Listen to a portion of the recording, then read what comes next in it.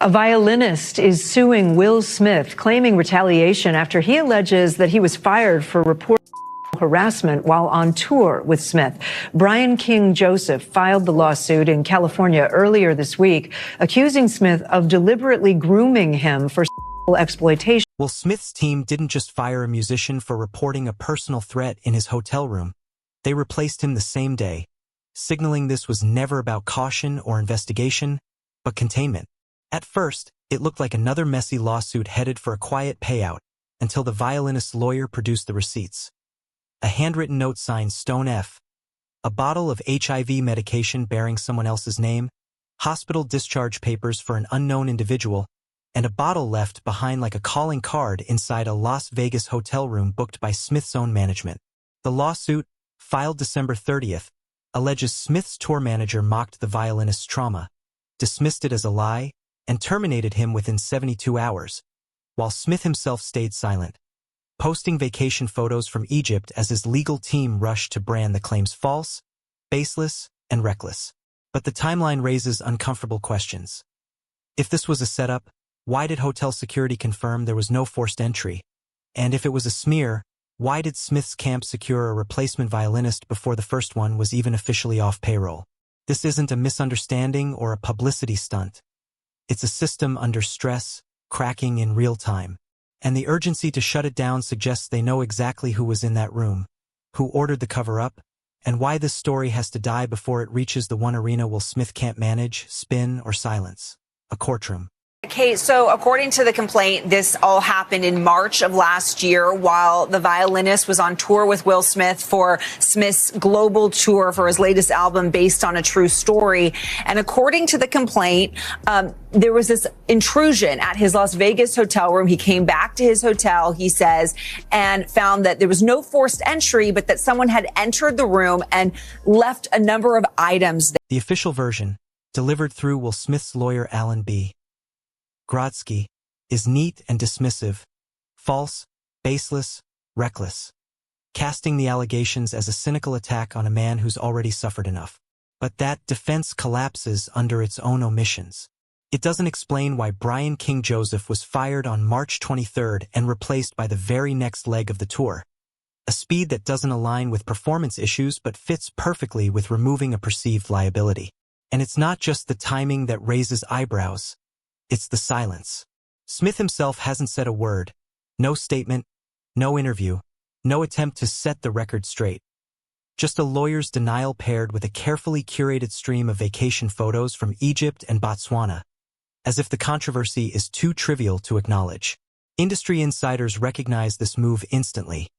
When a star of Smith's stature goes this quiet, it's not confidence or indifference. It's strategy. He isn't confronting the story because he isn't trying to win the moment. He's waiting for the storm to pass. If he is able to prove, right, that there was a retaliatory termination, that he went forward with these allegations, that he said that he felt unsafe, that he felt that there was some sort of harassment that was in existence here, and that complaint was the basis of his termination. What's being whispered now is that this was never about a single incident. It was about control. Brian King Joseph wasn't a random hire pulled in at the last minute. He was brought into Will Smith's orbit months earlier after performing at Smith's San Diego shows in December 2024, where Smith reportedly told him, "You and I have a special connection I don't have with anyone else." A line that feels flattering in real time and deeply unsettling in retrospect. By March, Joseph was fully embedded in the tour. His hotel room booked by Smith's team. His key stored in a van controlled by Smith's crew, the same van where his bag mysteriously went missing for hours before the intrusion occurred. There was no forced entry, no triggered alarms, just a room that had clearly been accessed, a note deliberately left behind, and a musician who instantly became a liability the moment he spoke up. The question isn't only who left the items. It's who ensured Joseph would be the one to discover them. And then there's Stone F, a name that doesn't match anyone on the tour roster or in Smith's known inner circle. But the note itself wasn't random or sloppy. It was intimate, complete with a heart, the words "just us," and a precise time, as if referencing a planned rendezvous. Someone wanted Joseph to understand this was personal, and someone wanted him to know they'd be back. Hotel security reported no signs of a break-in, which means whoever entered had a key or knew how to obtain one. And Smith's team had both the access and the authority. They also happened to be the ones who fired Joseph almost immediately after he reported the incident. That isn't coincidence. That's a pattern asserting itself. Shocking allegations against Will Smith, a violinist who was a finalist on America's Got Talent and performed in Smith's band, is accusing the star of predatory behavior. The replacement violinist is the detail that turns this from a simple he said she said into something far more disturbing. Because when someone is fired for cause, you don't have their replacement waiting in the wings, but when someone is fired for reporting a problem, you do. Brian King Joseph's lawsuit doesn't just allege personal harassment, it alleges retaliation, and that's the part Smith's legal team keeps skirting, because it reframes the entire situation. This wasn't about Joseph, it was about sending a message to anyone else who might think of speaking up. The unanswered questions only deepen that suspicion. The HIV medication found in the room didn't belong to Joseph and wasn't officially tied to anyone on the tour, raising the unsettling possibility that it was planted, forgotten, or deliberately left as a warning. The same goes for the hospital discharge papers. Whose were they, why were they there, and why was no effort made to find out? According to the lawsuit, Smith's team didn't meaningfully investigate at all. No serious follow-up with hotel security, no demand for footage, no police coordination. Just a swift termination and immediate replacement, the kind of response that suggests the answer was already known. And then there's the timing. Joseph flagged himself. 3 days before the lawsuit dropped, he posted a blunt message on Instagram about being fired, blamed, shamed, or threatened for reporting personal misconduct or safety concerns at work. He didn't name Smith, but he didn't need to. The warning was clear, and Smith's team would have seen it coming. Yet there was no preemptive explanation. No evidence released to discredit him, no confident public defense. Only silence until legal action forced a response. That isn't certainty. That's containment. You have all those causes of action under the California law, statutory law, regarding retaliation. And there's the allegation there, right? And of course, a pleading, complaint in the civil arena, you just have to make out the allegations enough to get into the courtroom. But there are certain aspects of claims like this that I think on this particular complaint, especially against Will Smith individually, that this individual, the plaintiff, may have a difficult time having that claim survive. Then there's Jada Pinkett Smith's own legal trouble, which makes this harder to dismiss as coincidence. Just 1 month before Brian King Joseph filed his lawsuit, a former associate, Bilal Salam, sued Jada for $3 million, alleging coercion, violent threats, and pressure to sign an NDA. The Smiths brushed him off as an opportunist. Their inner circle waved it away as noise. But the timing is too precise to ignore. 2 lawsuits in 2 months, both accusing the Smiths of intimidation, both claiming they were threatened, shamed, and discarded after speaking up, and both met with the exact same response. Deny, attack the accuser, and wait for the storm to blow over. That's not randomness. It's a playbook. And it makes clear this story isn't just about a violinist and a hotel room. It's about how Will Smith's empire handles perceived threats. Joseph wasn't the first, which raises the far more dangerous question of how many others came before him and what happened when they tried to talk. Because when a man with Smith's power stays silent, it's not because he has nothing to say. It's because he's already decided what the public is allowed to hear. Right now, the only thing standing between that control and the truth is a violinist with receipts, a lawyer who isn't afraid of big names, and a handwritten note signed by someone no one can identify. The next move doesn't belong to Will Smith anymore. It belongs to them. And if history is any guide, what comes next won't be gentle. Bilal says that Jada went up to him at a party back in November 2021. The deeper you dig into Brian King Joseph's case, the more it stops looking like an isolated incident and starts revealing a much larger pattern. One that isn't about a single musician or a single hotel room, but about how power protects itself. Will Smith's influence was never built on talent alone. It was built on control, enforced through a tight inner circle where problems aren't solved, they're buried. The replacement violinist wasn't just a logistical decision, it was a message. To the crew, to the industry, to anyone watching closely. Step out of line and you vanish quietly, professionally, as if you were never there. That kind of erasure only happens when the stakes are enormous, And for Smith, they go far beyond one lawsuit, touching Disney deals, brand partnerships, and a decades-long image of being Hollywood's good guy, an image that can't survive one uncontained story. So when Joseph's lawyer, Jonathan Delshead, began pressing for answers, the response wasn't just legal, it was strategic. Because Delshead isn't random, he's known for taking on powerful figures in retaliation cases, including high-profile lawsuits involving actors who claimed consequences for speaking up. What's just as revealing is what Smith's camp didn't do. No leaked messages to smear Joseph, no social media archaeology to paint him as unstable, no witnesses rolled out to contradict his account. Instead, they chose the bluntest weapon: declare everything false and let silence do the work. But silence only holds when a story isn't spreading. And this one is, because its details demand answers. The HIV medication, the hospital discharge papers, the handwritten notes signed by someone no one can identify. These aren't random objects, they're clues. And the refusal to explain them, to even offer an alternative version of how or why they appeared, says more than any denial ever could. You don't ignore evidence unless you're afraid of where it leads. And in this case, the trail doesn't stop at a hotel room. It leads straight into a system that's suddenly struggling to keep itself hidden.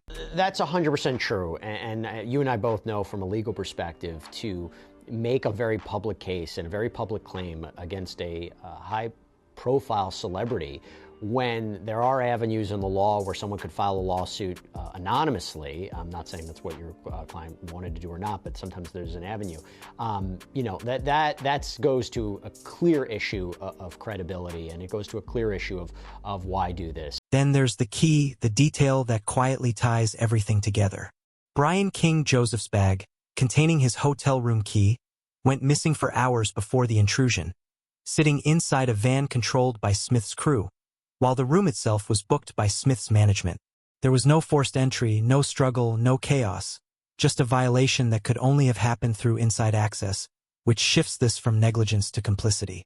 And this isn't the first time the Smith camp has faced accusations of bending the truth. The same playbook appeared in the case of Bilal Salam, the former associate who sued Jada Pinkett Smith for $3 million, alleging violent threats and coercion tied to an NDA, only to be dismissed publicly as an opportunist while friends waved it away as nonsense. The parallels are impossible to miss. Someone reports misconduct, the Smiths deny everything, and the accuser becomes the villain. The difference this time is the documentation. Joseph didn't just tell a story, he produced receipts. Photos of the note, records of his reports, and a paper trail that doesn't merely support his claims, but makes the continued silence feel incriminating. Smith hasn't just avoided addressing the allegations. He's behaved as if they don't exist. Vacation photos, promotional appearances, business as usual. But men who reach Smith's level don't do it by panicking. They do it by controlling the narrative. And right now, that control is slipping because Joseph isn't anonymous. He's a respected musician with a public platform, a lawyer who knows these battles, and a story too specific to brush aside. The note, the medication, the missing key, the immediate firing, the ready replacement, these aren't random details, they're pieces of a puzzle, and the picture forming isn't just about one incident, but about a culture that's finally being forced into the light. And just used him. I absolutely believe that Sean Diddy Combs would do things to Brashear Gray. I absolutely believe that Brashear Gray was violated by both of these men. That in itself is a believable narrative to me.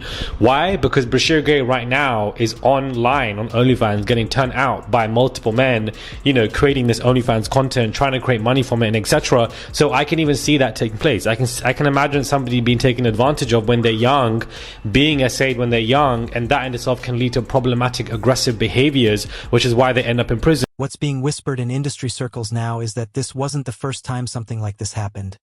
Not with Will Smith and not within his orbit.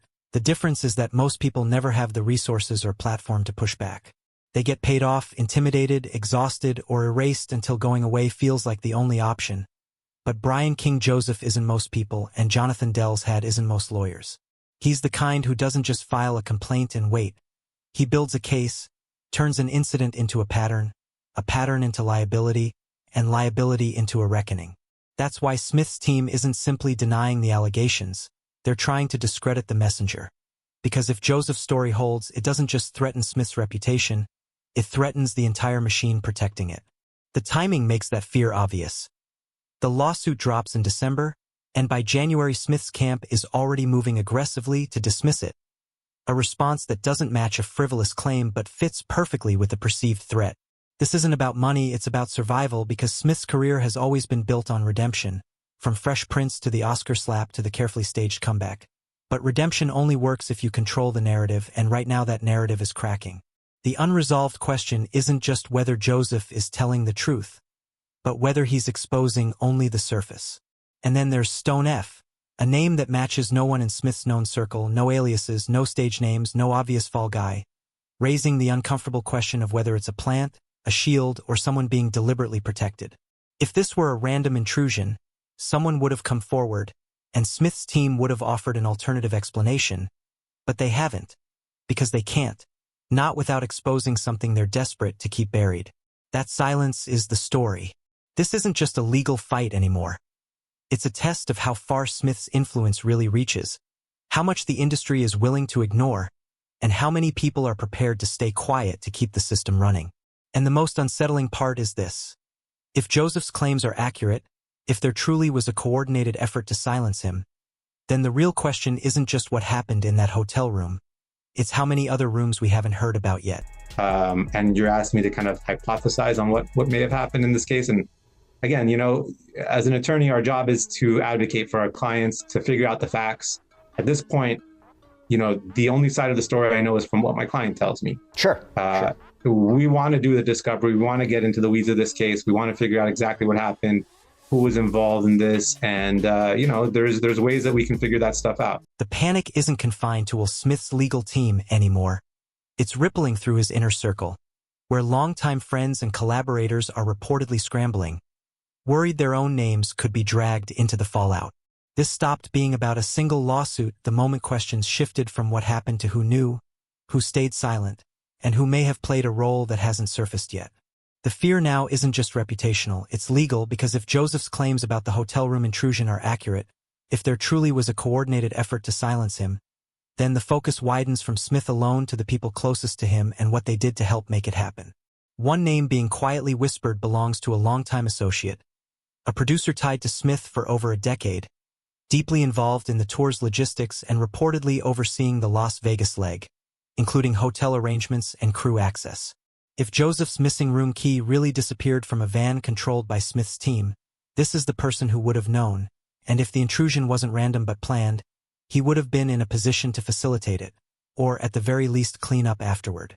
That's where the real danger lies, because this isn't someone who can afford exposure. He has his own deals, partnerships, and a career built just as carefully as Smith's, and if his name becomes part of the story, the damage won't stop with him. It'll cascade through everyone connected to him, collapsing an entire network that's relied on silence to survive. You need to find a way to make sure your wife ain't talking about your private business. But it's not just one person feeling the heat. The entire inner circle is on edge, and it's because of how this case is being framed. Not as an isolated incident, but as part of a pattern. Joseph's lawyer has made it clear this isn't just about Will Smith, it's about the system around him. And in Hollywood, systems don't protect one man, they protect entire networks. The real fear is that if this case gains traction, if even a few more people decide to speak up, the spotlight won't stop at a hotel room in Las Vegas. It'll spread to every tour, every production, every NDA ever used to make a problem disappear. That's why the silence from Smith's camp doesn't feel confident. It feels desperate, because the more this unravels, the more names risk being dragged into the open, and some of those names have even more to lose than Smith himself. So this is where we stand. A violinist with evidence, a global superstar with everything on the line, and an industry that's spent decades perfecting the art of quiet damage control. The lawsuit is only the opening act. The real battle is just beginning. And one thing is certain, Will Smith doesn't lose. Not publicly. Not on camera.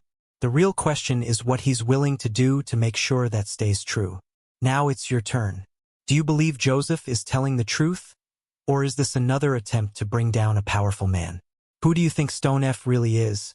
And why has no one stepped forward to claim that name? And the biggest question of all, if this is how one accuser is handled, how many others were silenced before him? Drop your theories in the comments. This story isn't over. Not even close. Stay sharp.